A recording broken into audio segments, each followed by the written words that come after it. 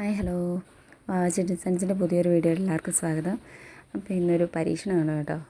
അത്യാവശ്യം തയ്യലും വരയും കുറിയൊക്കെ അറിയാവുന്നവർക്ക് പറ്റിയൊരു വീഡിയോ.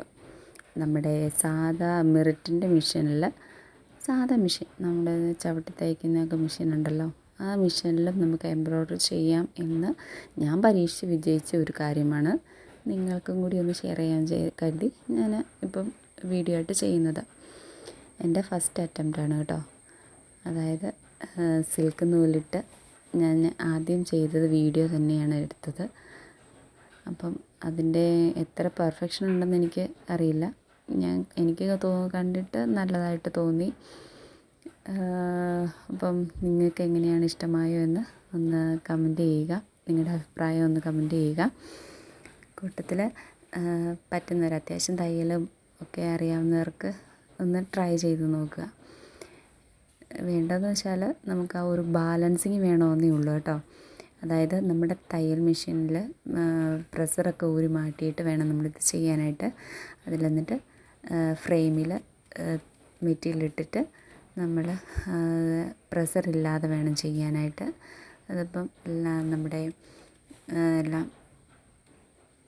ഇട്ട് ഫ്രെയിമിലിട്ട് തുണിയെല്ലാം ഫ്രെയിമിലിട്ടിട്ട് നമ്മൾ സാധാ ചവിട്ടി തയ്ക്കുന്ന പോലെ തന്നെ തയ്ക്കുക. അതിലൊരു ബാലൻസിങ് കിട്ടണമെന്ന് മാത്രം. കാരണം പ്രഷറില്ലല്ലോ, അപ്പം നമ്മുടെ കയ്യിലാണ് ആ ബാലൻസിങ് ഇരിക്കുന്നത്. ചവിട്ടി തയ്ക്കുന്ന ആ ഒരു ഇതിൽ നമ്മളങ്ങ് പോകും, പക്ഷേ കയ്യിലാണ് നമ്മുടെ ബാലൻസിങ് ഇരിക്കുന്നത്. അതായത് ആ ഒരു നമ്മൾ വരച്ച ഡിസൈനിലേക്ക് നമ്മുടെ ആ ഒരു നമ്മൾ സ്റ്റിച്ച് ചെയ്തെടുക്കുമ്പോൾ ആ ഒരു വരച്ച ഡിസൈൻ കറക്റ്റ് പെർഫെക്ഷനിൽ വരണമെന്നുണ്ടെങ്കിൽ നമ്മുടെ കയ്യിലാണ് ആ ബാലൻസിങ് ഇരിക്കുന്നത്.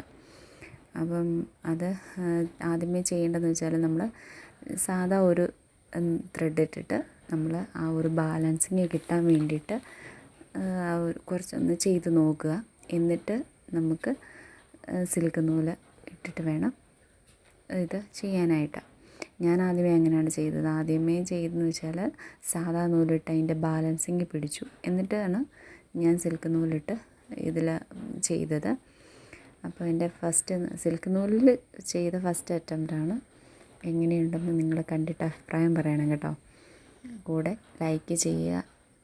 അതിൻ്റെ കൂടെ തന്നെ ആദ്യമായിട്ട് വീഡിയോ കാണുന്നവർ എൻ്റെ ചാനലൊന്ന് സബ്സ്ക്രൈബ് ചെയ്യാനും മടിക്കരുതേ. അപ്പം എന്താ പറയുക, നമ്മുടെ സാധാ മെഷീനിൽ ചെയ്തെടുക്കാമെങ്കിൽ എന്താ ത്രെഡ് വർക്കൊക്കെ ചെയ്തിട്ട് എംബ്രോയ്ഡറി വർക്കൊക്കെ ചെയ്ത് വരുന്ന ഒരു മെറ്റീരിയലിന് ഏകദേശം ഒരു 10,000-ഓളം അടുത്ത് വരും. അപ്പം സാധാരണക്കാർക്കത് അഫോർഡബിളായിട്ടുള്ള പ്രൈസ് അല്ല. അപ്പം അവർക്കും ഇതൊക്കെ ഇങ്ങനെയുള്ളൊരു ഡിസൈനൊക്കെ ഉള്ളതൊരു കുർത്തിയൊക്കെ ഇടണമെന്ന് ആഗ്രഹം ഉണ്ടാവില്ലേ. അപ്പം അവർക്കായിട്ടാണ് ഞാൻ ഈ വീഡിയോ ചെയ്യുന്നത്. കാരണം നമുക്കൊരു മെറ്റീരിയൽ എടുത്തിട്ട് മെഷീനും ഉണ്ട്, അത്യാവശ്യം തയ്ക്കാനും അറിയാം എന്നുണ്ടെങ്കിൽ ഈ ഒരു കാര്യം ചെയ്ത് നോക്കുകയാണെങ്കിൽ നിങ്ങൾക്ക് ഉപകാരമായിരിക്കും. കാരണം അത്യാവശ്യം ഒരു പാർട്ടി വെയർ ആയിട്ട് യൂസ് ചെയ്യാനായിട്ട് നമുക്കൊരു എംബ്രോയ്ഡറി വർക്ക് ചെയ്ത് കൂടുതൽ തന്നെ അതിൻ്റെ ഒരു നമുക്ക് ചേരുന്ന ഒരു ഡിസൈനൊക്കെ ചെയ്ത് അതിൻ്റെ ഒരു കളറും ഒക്കെ വെച്ചിട്ട് അത്യാവശ്യം ഒരു ബീഡ്സ് വർക്കൊക്കെ കൂട്ടത്തിൽ ചെയ്യുവാണെങ്കിൽ ഒരു പാർട്ടി വെയർ ലുക്കിൽ നമുക്കൊരു കുർത്തി ചെയ്തെടുക്കാനായിട്ട് സാധിക്കും. അപ്പോൾ ഇതാണ് അതിൻ്റെ ഫൈനൽ ലുക്ക്. എങ്ങനെയുണ്ടെന്ന് കണ്ടിട്ട് എല്ലാവരും ഒന്ന് അഭിപ്രായം പറയണേ. കൂടെ ലൈക്ക് ചെയ്യും, സബ്സ്ക്രൈബ് ചെയ്യണം.